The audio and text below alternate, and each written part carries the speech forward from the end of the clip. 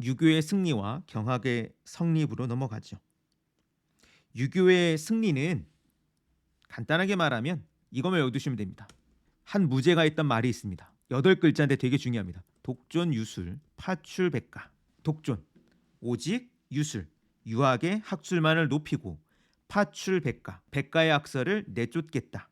이 시기가 바로 동중서의 시기였고요. 이 이후로 펑유란의 말을 빌리면 유가 독존의 시대가 열렸다고 이야기를 합니다. 219쪽 한나라 초기의 유학자들은 주로 관혼 상제를 업으로 했던 사람들이었을 거다 이야기를 합니다. 그러던 것이 이제 처음에는 잘 수용이 안 되다가 고조에게 처음에는 어떤 식으로 수용이 됐냐면 이제 사기 내용이 그렇습니다. 한나라 고조 유방이 일종의 무례배 출신이잖아요. 그리고 그의 동료들도 무례배 출신입니다. 그래서 일단은 국가를 점령을 했는데 왕궁에서 파티를 벌이면 연애를 벌이면 칼빼 들고 싸우고 잘난 척하고 막 시끄럽다는 거죠. 그래서 상하의 위계를 정하는 그런 학문으로서 혹은 예법으로서 유가가 처음 도입됐다는 이야기를 합니다. 그때 활약했던 인물이 손숙통, 곡학 아세를 펼친 인물로 손가락질 받았던 인물이긴 합니다. 그러나 그런 식으로 어찌됐건 곡학 아세라고 나름의 전통적인 유학자들의 눈에서 보기에는 권력에 영합하는 것처럼 보였지만 그들의 예법을 알려주고 그러니까 예식 전문가로서 궁중에 이제 수용되면서 유가가 점점 중앙으로 진출하는 거죠. 221페이지는 이제는 이제 독존, 그게 이제 무제 시기를 이야기합니다.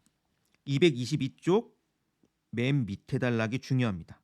한 무제는 즉위 후 5년인 건원 5년 기원전 136년 처음으로 오경 박사란 관직을 설치했다.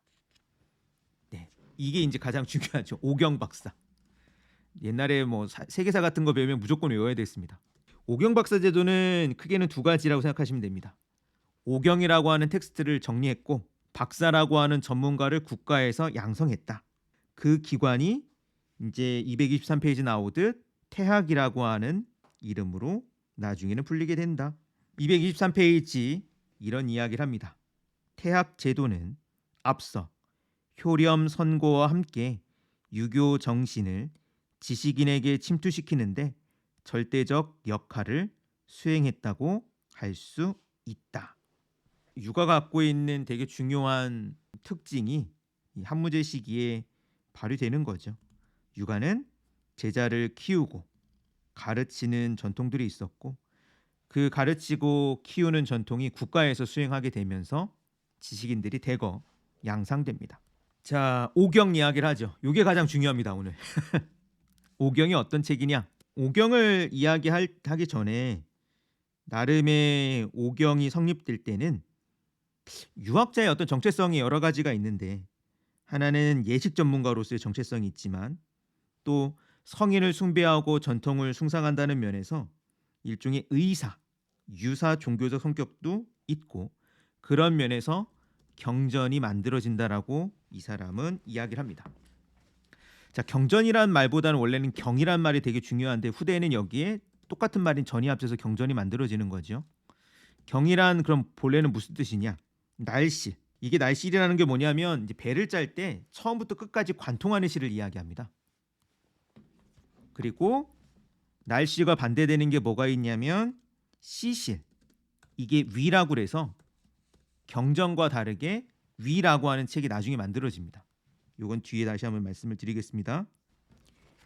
경이라는 것은 직물의 날실이고 위가 시실인 것과 대응한다. 그런데 날실은 직물의 최초에서 최후까지 관통하는 것이므로 경은 상인 것, 영구 불변한 것이라는 의미가 생겨난다. 따라서 경솔한 영구 불변한 진리를 실은 책이라는 해석이 성립한다. 또한 날실은 직물의 조리를 통하게 하고 질서를 주는 것이라는 점에서 경이란 도이며 법이며 리이다라는 뜻풀이가 생긴다. 또한 이를 동사적으로 하면 사물의 조리를 붙이고 다스리고 정리한다는 의미가 된다. 경영, 경세재민, 경제라는 용례가 그것이다. 따라서 경서의 의미를 종합하면 불변의 도리를 전하고 세상을 다스리는 것을 목적으로 하는 서적이라는 것이 될 것이다. 그래서 경에는 첫 번째는 날실이라는 의미가 있다. 거기에 상이라고 하는 변하지 않는 법칙이라는 의미가 있다. 그리고 또 나아가서는 다스리다 라는 의미도 더해진다 라는 걸 기억해 주시면 되겠습니다. 그럼 오경은 뭐냐? 시, 서, 예, 역, 춘추. 근데 보통은 이제 순서를 이야기할 땐 시, 서, 역, 예, 춘추를 이야기합니다. 왜냐하면 후대에는 앞서 제가 설명을 드렸던 걸로 기억을 하는데요. 이 오경이 삼경으로 이야기가 많이 돼요. 그럴 때는 시, 서, 역 이 셋을 꼽고 여기에 경이 붙죠. 그래서 굳이 나누면 시경, 서경, 역경이 위에 있고 예기와 춘추는 조금 더 덜 중요한 책이라고 생각하면 되겠습니다. 그리고 시대가 더 흘러서 시경, 서경, 역경 가운데 더 가장 중요한 책을 꼽으면 역경이 되겠죠. 지금도 계속 얘기되는. 그러나 전통을 봤을 때 가장 중요한 건 시경입니다. 중국 고대의 가요집. 노랫말을 적은 겁니다. 이 노랫말이 세 가지로 구분이 됩니다. 풍, 아, 송. 풍은 뭐냐? 민요집. 아는 조정의 의식이나 연회 때 노래한 시. 궁궐의 노래라고 생각하면 됩니다. 궁궐의 음악. 송은 천자나 제후의 종묘 제사 노래. 풍이 재밌습니다. 근데 이제 풍 같은 경우는 그래서 약간 이제 연애시 같은 것도 있고요. 전통사회의 풍요를 바라는 시 같은 것도 있습니다. 근데 이게 경으로 이야기되면 하나의 규범성을 갖춰야 되잖아요. 그러다 보니까 약간 이상하게 이제 해석되는 게 많죠. 국풍에서 대표적인 노래 중에 하나가 뭐냐면 기욱이라는 노래입니다. 기욱은 다 들어보셨을 겁니다. 여기서 뭐가 나오냐면 그런 게 나옵니다. 천피기욱 저 기숙과 모퉁이를 보니 유비군자 아름다운 군자가 있네. 여절여차 여탁여마하네. 깎은 듯 여절여차 다듬은 듯하고 여탁여마 쪼아놓은 듯하고 갈아놓은 듯하네. 이 기욱이라는 시에서 절차탁마라고 하는 표현이 나오죠. 근데 유학자들은 이것을 어떻게 해석했냐면 이제 시는 이게 3절까지 있어요. 그래서 1절은 외모 모양을 묘사하고요. 2절은 바라보는 대상이 이제 가지고 있는 액세서리를 이야기하고 세 번째는 농담을 하는데 되게 지나치지 않는다. 뭐 이런 이야기를 합니다. 이게 국풍에 들어 있는데 내용을 오늘날 그냥 우리가 보기엔 뭐냐면 강가에 나갔더니 멋있는 남자가 있더라라는 내용입니다. 절차탁마는 뭐냐면 외모가 너무 조각 같다. 2절에는 뭐 액세서리도 있는데 상당히 기품 있고 잘 사는 것 같다. 3절에서는 수레를 탄다는 얘기도 나와요. 요즘 말로 하면 차도 있고 유머 감각도 있다. 뭐 이런 내용입니다. 근데 그거를 우리는 절차탁마라고 하는 유가적 전통의 해석에 따라서 스스로를 끊임없이 다듬고 수양하는 것으로 우리는 알고 있죠. 국풍에 보면 많은 표현들이 오늘날 우리가 쓰는 표현들이 많습니다. 예를 들면 요조숙녀. 원래 이게 시경에 나오는 표현입니다. 아름다운 여인을 뜻하는데 유학자들 해석으로서는 기품 있는 여성을 이야기한다라고 얘기할 수 있겠죠. 전전반측 사자성어. 이리 뒤척 저리 뒤척하면 잊지 못하는 멋있는 사람을 잊지 못하는 마음을 이야기하는 거고요. 금슬은 좋은 관계를 나타내는 표현인데 이것도 시경에 나오는 표현입니다. 자, 그 다음에 서는 상서라고도 불리는데요. 고대 제왕의 조칙이나 사적을 모은 것, 고대 역사를 담은 책이라고 생각하시면 됩니다. 다만 이 책은 그 내용보다는요. 근문과 고문 두 종류의 텍스트가 있어서 논쟁이 벌어집니다. 근문은 아까도 말씀드렸듯이 한나라 시기 그 당시에 문자로 기록되어 있는 근문 상서라고 하고요. 고문 과연 이게 정말인지 어떤지 모르겠는데 이제 공자의 책에 그 벽에서 나왔다고 하는 이걸 둘러싸고 논쟁이 벌어지고 이 논쟁은 뭐 아주 복잡합니다. 넘어가겠습니다. 역경을 주역이라고도 하죠. 근데 참고로 더 구체적으로 말씀드리면 주역이 역경보다 더 큽니다. 주역은 역경과 역전을 합한 것이라고 봅니다. 역경은 경전 본문이고요. 역전은 본문에 대한 해석입니다. 10편이 있고요. 총 그걸 12기라고 합니다. 10개의 챕터가 역에 있는 그 경전을 보충하고 해설한다는 면에서 그렇습니다. 앞에서 이제 음양론 이야기할 때 나왔는데 역경은 기본적으로는 64궤를 설명합니다. 하나씩 설명해요. 하나씩 설명한다는 건 뭐냐면 64궤 전체를 가지고 64개 챕터가 있어요. 쉽게 말하면. 그런데 64개 챕터가 보면 궤 하나가 6층이 되잖아요. 그렇죠? 그러면 이 하나하나에 대한 해석을 또 합니다. 총 몇 개의 내용이 나오면 64 곱하기 6이 나오죠. 아주 복잡한 책입니다. 오늘날 명리학을 하시는 분들은 꼭 읽어야 되는 책이라고 하는데 저는 읽을 수 없는 책이라고 생각을 합니다. 그냥 나중에 사전처럼 뭐가 궁금할 때 찾아볼 만한 책으로는 볼만한데 읽어보려고 하는데 도저히 못 읽겠더라고요. 저는 누차 말씀드렸지만 주역 같은 책이 뭐 동양 철학 혹은 중국 철학의 핵심, 뭐 신비를 담은 책이라고 생각하지 않습니다. 주역을 가지고 점을 치는 게 의미가 없다고 생각을 하고요. 당연히 명리학 같은 경우도 별 관심이 없습니다. 다만 역학이라는 표현을 들어보셨는지 모르겠습니다. 그 서점가에 가보면 역학이란 말을 씁니다. 이게 다르게 하면 명리학을 이야기하는데요. 사주 명리할 때 그 명리입니다.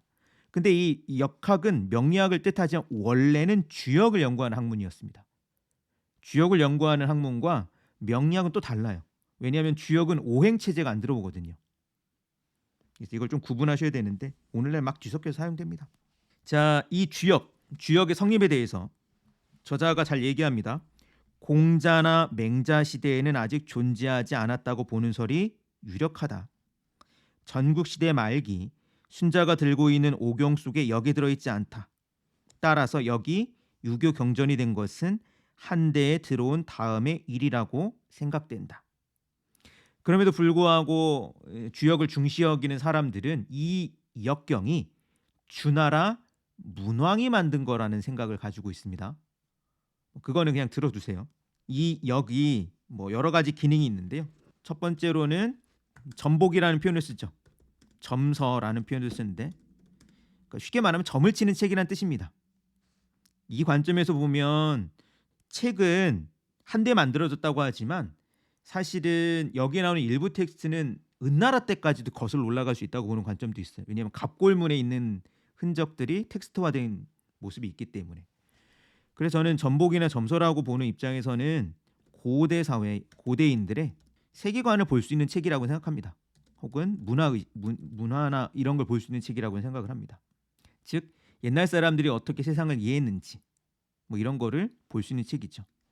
한편 철학서로서도 의미가 있는데 왜 그러냐면 개념이라든가 표현들이 들어있을 뿐만 아니라 철학적 사고가 들어있기도 합니다. 이건 어디에 들어있냐? 역전에 들어있습니다. 가장 중요한 역전에서 계사전이라는 책이 있는데요. 주역 계사전에서는 중국 철학을 공부할 때 아주 유명한 말을 여기 담아있죠. 형이상자 위지도, 형이하자 위지기. 형이상이란 말이 그래서 계사전에서 나왔습니다. 도는 뭐냐? 형체 이상, 즉 어떤 구체적인 모습을 가지고 있는 것 위에 있는 것이다. 혹은 이 형이상을 이전이라고 풀이하는 사람도 있습니다. 그리고 도가 있다면 그 도가 아닌 것들이 있는데 이거를 이제 계사전에서는 기라고 도구의 기자입니다. 그 기라고 했지만 이제 나중에 이 기자는 우리가 이제 기물이라고 하는 표현을 쓰죠. 그래서 물과 통용됩니다. 그래서 형이상 형이하의 논의는 다르게 말하면 도와 사물을 위치를 구분한 논의라고 할 수 있고요. 그런 면에서 이 논의는 이후에 계속적으로 많이 차용되기도 하고 응용되기도 하는 논의입니다. 도와 물을 나누는 사유가 계속해 나오고 그 이외에도 다양한 철학적 요소들이 있어서 실제로 나중에는 유학자들이 관념적 어떤 철학을 할 때 이 역전을 혹은 역경의 일부를 많이 참고합니다. 그거는 나중에 나오면 또 말씀을 드리겠습니다. 다만 이제 노장이나 불교가 융성해진 육조 시대에는 역과 노장을 합쳐 사면이라 부르고 이를 근본으로 삼은 현악이 유행했다라고 하는데 그거는 육조 시대 이야기할 때 보면 되겠죠. 고전 공부하시는 분들에게 저는 말씀을 드리는데요. 주역은 공부하러 함부로 들어가는 데가 아닙니다. 잘못 들어가면 못 빠져나옵니다. 그래서 그냥 이런 게 있구나라는 걸 알려주시면 되겠습니다. 그 다음엔 얘기. 얘기는 의례, 주례, 얘기 셋으로 나눕니다. 근데 이걸 보통 이제 크게 얘기라고 많이 얘기합니다. 의례는 관원상제의 의식이죠. 예식에 관한 기록이고 주례가 중요합니다. 주례는 주대의 관제를 서술했다고 하죠. 주나라 시대의 관제라고 하는 거는 국가 시스템을 이야기합니다. 관료 체제, 정부 체제를 이야기합니다. 근데 이게 이후에 동아시아에서 뭐 예를 들면 수도를 만들어요. 그럼 수도를 어떤 모양으로 만들까? 그런 걸 주례를 따라서 만들었다. 뭐 이런 표현을 씁니다. 대표적으로 장안이 그렇게 만들어진 계획 도시고요. 한성을 만들 때도 주례를 많이 참고합니다. 궁궐을 놓을 때 궁궐의 뭐 방향이라든가 아니면 궁궐과 다른 부속 건물의 위치라든가 이런 것들, 그리고 이제 기본적으로 육조 체제라고 하잖아요. 동아시아의 어떤 이걸 체제를, 그것도 주례에서 기원합니다. 그런 면에서 주례는 국가를 어떤 식으로 어떤 모양으로 구성할까 할 때 계속 참조되는 텍스트고요. 모르긴 모르더라도 다시 한번 이제 전통적인 사유가 부상할 때 주례에 있는 표현, 개념, 내용들이 응용될 가능성이 상당히 높습니다. 그것이 특히 정치, 외교적인 측면에서도 이런 용어들이 사용될 가능성이 농후하다고 생각을 해서 주례는 뭐 읽을 필요는 없지만 그런 여기 안에서 어떤 것들이 계속 언급이 되거나 이용되었는지를 참고하시면 어떨까 생각을 합니다.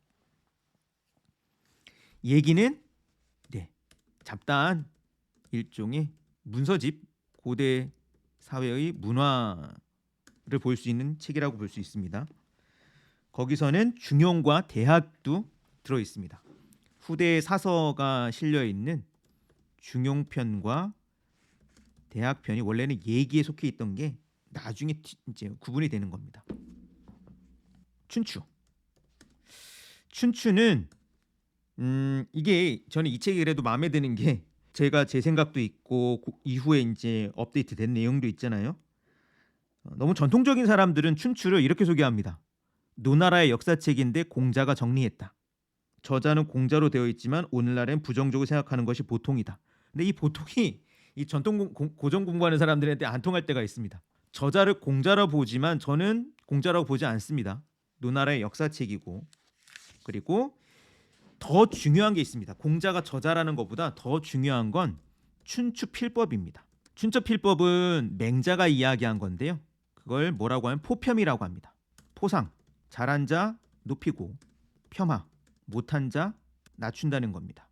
맹자가 이렇게 말했습니다. 공자가 춘추를 쓰자 난신적자가 두려워 떨게 되었다.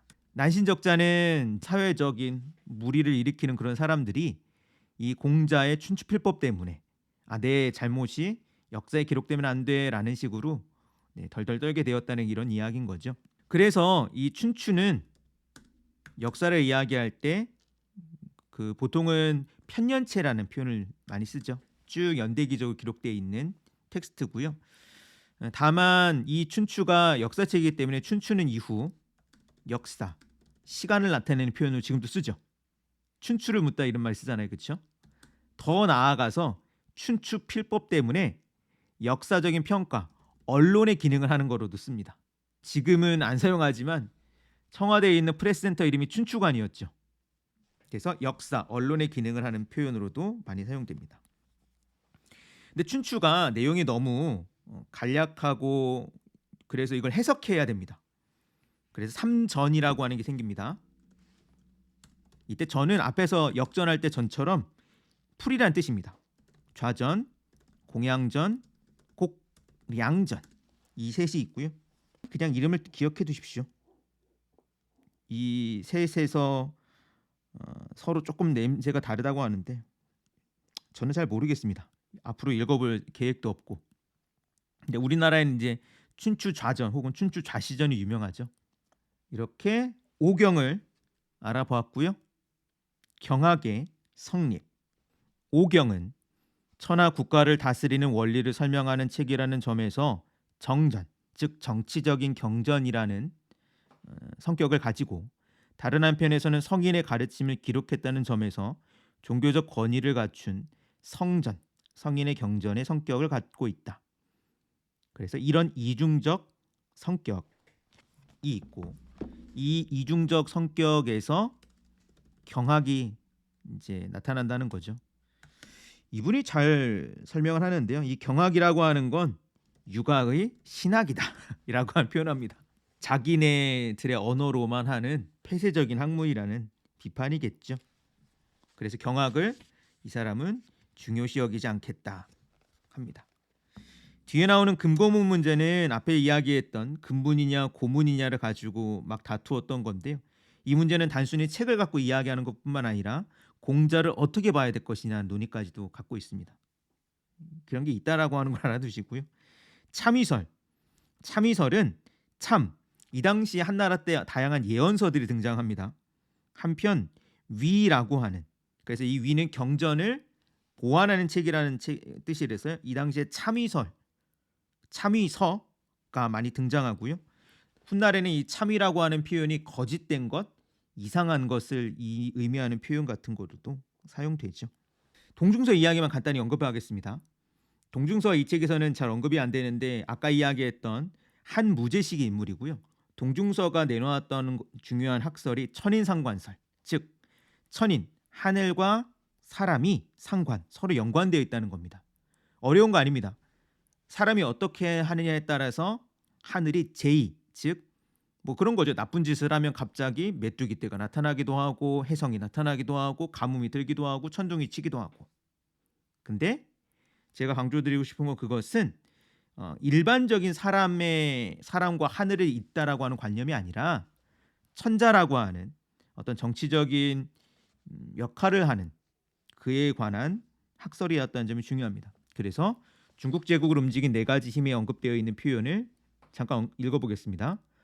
동중서의 천인상관설은 직접적으로는 사람, 즉 천자의 도덕적 정치적 선악이 원인이 되어 그 결과로 하늘의 제의나 서상은 뭔가 상서로운 것이, 뭔가 신비한 것이 나타난다고 보는 사상이다. 이제까지 살펴본 동중서의 설은 얼핏 하늘의 주제성이 천자의 권력을 억제하는 역할을 갖는 청자 권력 억제론처럼 보인다. 그러나 실은 그렇지 않고 거꾸로 천자의 권력은 하늘에서 부여받은 것이므로 정당하다고 주장하는 완권 신수론이 아닌 왕권 천수론. 동시에 또한 하늘에 대해 천자가 작용할 수 있는 능동성을 인정하는 천자 주체성론이라고 보는 쪽이 좋다. 그래서 어떤 식의 이 황제의 권력을 이야기하는 방법으로 천인상관설이 나타났다는 점을 보시고요.